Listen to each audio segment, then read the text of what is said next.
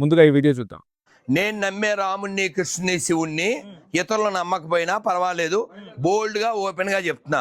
వాడిని ఒకసారి చెప్పను, వాడిని చెప్పను. నేను నమ్మే యేసుని ఇతరులు నమ్మకపోయినా పర్లేదు అని ఒకసారి చెప్పను.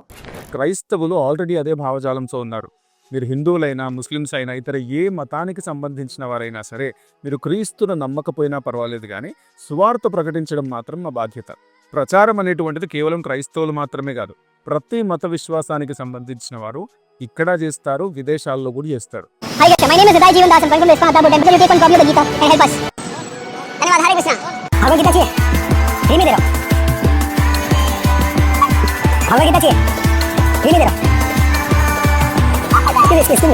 Check this out, real fast. You guys look spiritual. I'm a monk from India. You heard of monks? Yeah. Not a monk, not a skunk. I won't hold you up just 20 seconds. Yeah, it's from the Himalaya. ఎవరి విశ్వాసాన్ని వాళ్ళు పాటించుకోవడానికి, ప్రకటించుకోవడానికి భారత రాజ్యాంగం మనకు స్వేచ్ఛనిస్తుంది. ఏ క్రైస్తవుడు కూడా క్రీస్తును నమ్మండి అని బలవంతం పెట్టాడు. ఎందుకంటే బైబిల్లో ఇవ్వబడినటువంటి ఇన్స్ట్రక్షన్ అది కాదు. ఎవడైనాను మిమ్మల్ని చేర్చుకొనక మీ మాటలు వినకుండిన ఎడల మీరు ఆ ఇంటినైనను ఆ పట్టణమునైనను విడిచిపోవునప్పుడు మీ పాద ధూళి దులిపివేయండి అని అక్కడ ఉన్నటువంటి కల్చరల్ కాంటెక్స్ట్కి అప్లై అయ్యేలాగా యేసుక్రీస్తు ప్రభువు వారు ఆయన అపోస్తలులకు చెప్పారు. పాయింట్ ఏంటంటే, చెప్పడం వరకు మాత్రమే మీ బాధ్యత. మీ మెసేజ్ని ఎవరైనా రిజెక్ట్ చేస్తే అక్కడ నుండి పొలైట్గా వెళ్ళిపోండి అని ఇవాల్టి కాంటెక్స్ట్కి అప్లై అవుతుంది. బైబిల్లో ఆజ్ఞాపించినట్లుగా సర్వాధికారి అయిన దేవుడు మనిషిగా ఈ భూమి మీద అవతరించి మనిషి పాపాన్ని ప్రాయశ్చితం చేయడానికి మరణించి 3వ రోజు తిరిగి లేచాడు.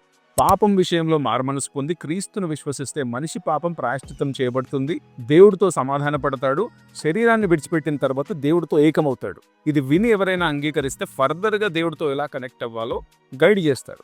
లేదు మాకు అవసరం లేదంటే సైలెంట్గా వెళ్ళిపోతారు. మీకు కరపత్రం పంచినా లేదా వ్యక్తిగతంగా ప్రకటించినా అల్టిమేట్గా చాయిస్ ఎవరిది? వినేవారిదే.